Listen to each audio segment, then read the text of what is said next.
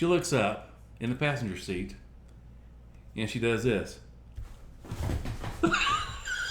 And She recognized us. She beat us back to the neighborhood. And because they were in the car, they got back to the neighborhood before we did. And made a beeline right to your parents' house. And, yep, because this is one of my mom's best friends, just a few doors down from us. Welcome to Poor Boys Banter. Episode 1. Today we're going to talk about some arcade adventures. Didn't say the name of the episode. Insert coin. We should just keep all this and go. Let's keep it in there. It's okay. We don't know what we're doing. Yes. We'll get there. Insert coin. And today we're going to talk about some arcade adventures. There was a convenience store about 2 or 3 miles away from our neighborhood, up the road. There was a little convenience store, no gas or anything, just Get food. your Battlestar Galactica cards there, man. That was, that's right. Yes, sir. Oh, crap, I forgot about that. Gum stain on the back card, the whole nine. And they had all the different kinds of candies. They had the little, I forget what they were called. Rocket Pops. Rocket Pop, Astro Pops. The ones that pull your teeth out if Astro you bit down. Pops. Oh. And they had the little plastic coffins. And the stuff that blew the kid's stomach up, what was that? The fizzy stuff? Well, there's Pop Rocks, but they had Space Dust too. Space Dust. And we'll probably have an episode further down the road about Pop Rocks versus Space Dust. Hands down, Space Dust won in my opinion. Space Dust. That was... We'll talk about Space Dust later on. Cool stuff. It wasn't illegal. It's real stuff. We're not talking about LSD or some kind of something that you bought off the street. This was... well, it was crack for us, I guess. And they had the little plastic coffins with the little candy pieces, the bones that fit together where you can make the skeleton. Remember that? And I'm sure people watching this going, let's call so-and-so. You don't remember that? No, no. Oh, yeah. Those were great. And the Smarties. Oh, I love Smarties. Anyway, we would frequently go there as a treat. Parents would take us there, especially for field day, for school. Sometimes they would take us to field day, take us to Bayreuth for field day. We'd take big bags of candy to take and share, but we didn't really share them. We kept them for ourselves. And but they put an arcade in the back. Small. Roughly 1980, 81, 82, somewhere in there. And yeah, they only had 4 video games, maybe a pinball too. I think 1 or 2 pinballs and like 4 arcade cabinets. Yeah. And we found that out. And it was in the very back of the store, back next to the bathroom. And it was this big, I guess it used to be kind of a storeroom. And they gutted it and put the arcade games in there. Put a couple power strips in and put the machines in. They have power strips back then? No lights. Oh, that's right. No lights at all. It was dark, man. And it was so much fun. But our parents wouldn't let us go back there and play very much. I keep moving the table. Wouldn't let us play very much because we would usually go there to get candy and bubblegum cards. Star Wars. Parents picking up bread or something. They want to go home. And we just wanted to buy junk. But every now and then they would let us play a game back there, but it was only just one game. Play one game. And one day, we decided we had hoarded some money, some quarters, dollar bills, and we decided that we were going to make the trek on our own without parental supervision or parental permission to go. And keep this in mind, even though we spent all day long on our bikes in the neighborhood, this was back before helicopter parenting. We'd go out in the morning, come back for dinner, go back out in the evening, and then maybe be back by dusk, maybe, especially in the summertime. Parents had some expectations of what we were doing, though. But they gave us freedom that a lot of kids don't have today.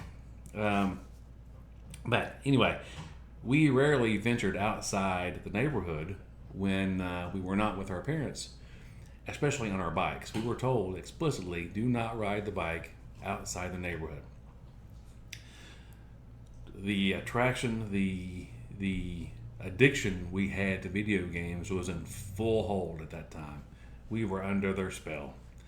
And we decided to take our quarters and dollar bills, get on our bikes, and travel that 2 or 3 miles up the road, the busy road, one of the busiest roads in town. Dangerous. It was. And go to Bayreuth. and we would park our bikes outside. Didn't even think about someone stealing them at the time. Didn't even think about that. Didn't really happen back then, man. It probably would have if we'd let them out there long enough, but we'd blow through those quarters in no time. An hour or less, we'd be done, and we'd feel all sad. But we go, and we go inside. Don't even stop at the candy and baseball cards like we normally do. We went straight for the arcade. And it was glorious. No one was in there except us. Us two. Was there a third one with us, or just us two?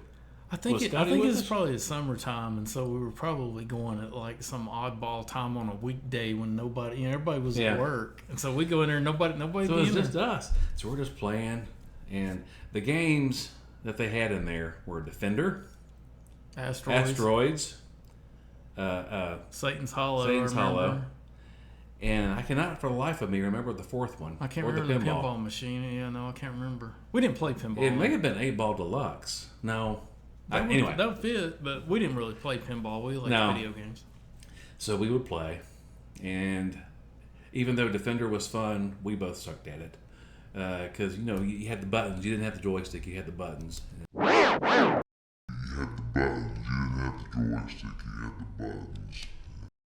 just didn't quite. Those games were designed though for you to lose, right? They did. The more money, they were. Yeah. And of course, Asteroids, as boring as they are now. Well, I say that, and people still love them. I always thought Asteroids was boring. Defender, not so much, but I sucked at it. So I just kept pumping quarters into it. We would play and play and play for as long as our quarters held out. And then we were out of quarters. We would check the coin slots in the machines to make sure there weren't some in there. And we'd even look around the floor to make sure that no one had dropped any change on the floor. And then what did we do when we run out of quarters and got bored? Somebody, I can't remember if it was me or you, decided to climb on top of one of these machines. We found a switch, and we pushed it. I think your uncle worked on video games, right? Or did he? Did he work on video games or just the table hockey? No, he did, but this was years after the Bayreuth stuff. Oh, okay. Yeah. So anyway, we don't know how we remembered how to do this or how we figured it out, but we wanted to get the high scores. And we did. And we did because we figured out where the reset buttons were on these machines. And I can't say it existed there for all the machines, but I know for Defender, maybe Asteroids too. On the very back of those arcade cabinets, on the very top, you had to reach around. Yeah, behind the marquee. And I was a little bit taller, I think. And we'd either hold each other up, or I can't remember how we did it. But we found that little red button. And you'd hit it. And when we first hit it, we thought, oh, we killed the machine. Because the screen went blank and it got all... Yeah, remember when they would boot back up too? They showed like color grids and they were going through like a boot process, and we were like, what did we do to it? We thought we had killed it. We thought we had messed it up. But then when it booted, we saw the high score was goose egg, baby. No, yeah. And they always had like a certain baseline high score, like 2,000, 2,500, 10,000, whatever it was. But when it came up with the initials for the high scores, it was all blank. It was all just the basic boot scores, So we played, and our high scores were not high scores, but by God, our names were on there. And we go back, and if someone else had gotten the high score, we just reset it. But the thing is, we didn't go back often because, why? We got busted. We got nailed. So, again, to reiterate, we did not have parental permission to go on the main road on our bikes 2 or 3 miles. 2 or 3 feet. We had no. So, on the way back from Bayreuth one day, we're just pedaling along on our bikes, going back down, single file, because you couldn't go on the road. You had to go on the side of the road in the gravel. Because we were scared to get on the road because somebody would hit you. We were at least mildly cognizant of the fact that it was somewhat dangerous. So we're going single file down the gravel section of the highway on the shoulder. And I happened to look back. Just when I looked back, there was one of my mom's friends in her car. Her husband was driving, and there was her friend, my mom's friend, in the passenger seat. As I look back, she looks up in the passenger seat, and she does this. And she recognized us. She beat us back to the neighborhood. And because they were in the car, they got back to the neighborhood before we did. And made a beeline right to your parents' house. And yep, because this is one of my mom's best friends, just a few doors down from us. And the next thing we know, it's called getting ratted out. The entrance to our neighborhood was this long hill. It was about 50, maybe even 100 yards up this big hill.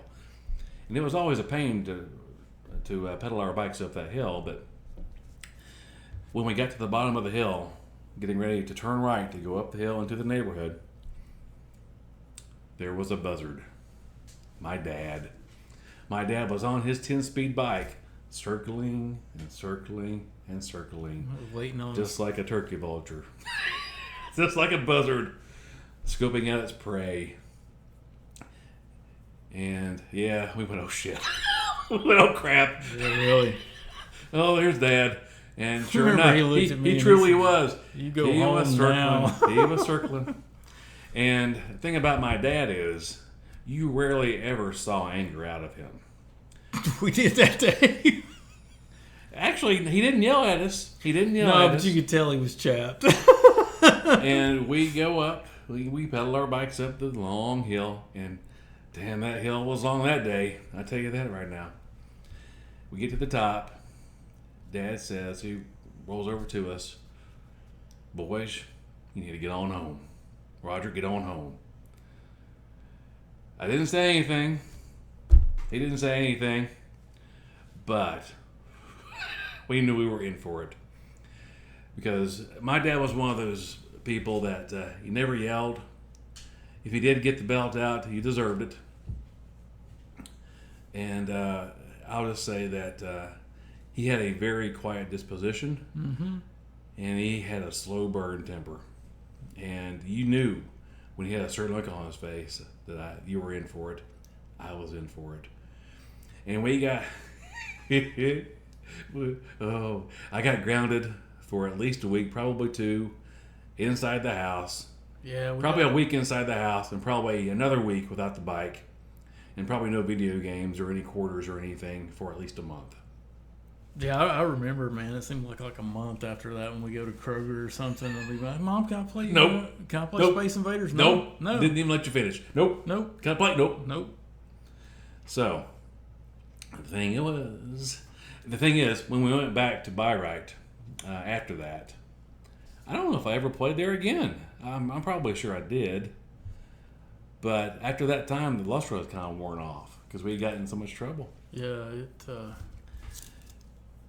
that was rough. But, if you can imagine Bayreuth was like Oz for us. It was this golden city, this golden, the rainbow ended up Bayreuth because they had all this cool candy. It had all the cool baseball cards or the trading cards. And it had the arcade in the back. What else did you need when you were 10 years old? We didn't have game consoles at that time. We had some handheld stuff that was Did we not have Ataris pretty then? weak. No, we didn't have Ataris at that time. Okay. And we didn't have any real way to play. All right, you go to the grocery store and let your mom give you a quarter and let you play something. But then we're like, hey, it's a couple miles down the road. And first time too, busted, just busted. And we made our quarters. I think everybody did this back then. We earned our quarters by doing little menial tasks. Help people in the neighborhood. Yeah, we had to take out trash. Mow. Yeah, mowing was a big thing, even though we hated mowing. But if they gave us a quarter, mow the yard. How much you give me? A quarter? Oh, all right. As long as it was a quarter. Video games were like crack. Arcades. We were fully addicted by the time we were 10 years old, which would have been about 81. So, and as we proceed with these podcast episodes, we'll talk more about these things. This particular story is one of the more tame ones in terms of how much trouble we got say the into. least. So we wanted to start out slow, and then hit some really good stories later on. But I'll just say that arcade games did not end there. We were fully addicted, and we did some stupid stuff. And I'll just say this was not the first time we decided to leave the neighborhood to try and play some video games. But that's another story. Is there anything else? We leave anything out for this episode? No, I think that'll cover it. All right. And as we try to remember what those other games were, we might throw some stuff here at the end, some pictures of the games that we saw there at Buy Right to kind of trigger your memories as well. We are sure that some of you folks that may watch this had some awesome video game arcade memories of your own. We're going to be getting some social media presence, so in time we'll ask you to share some of your own stories too, if they're similar to ours. But as for right now, we'll call this episode 1, insert coin, game over. Game over.